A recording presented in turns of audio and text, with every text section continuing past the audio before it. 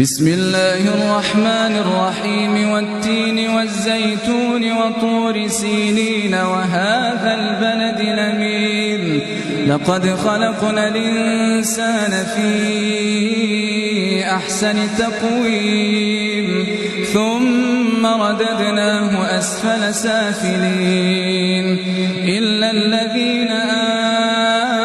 آمنوا وعملوا الصالحات فلهم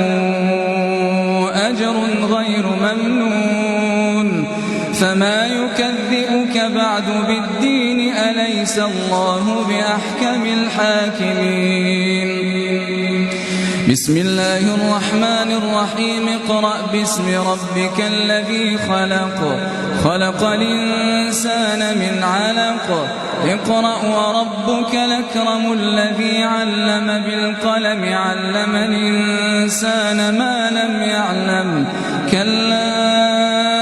إن الإنسان ليطغى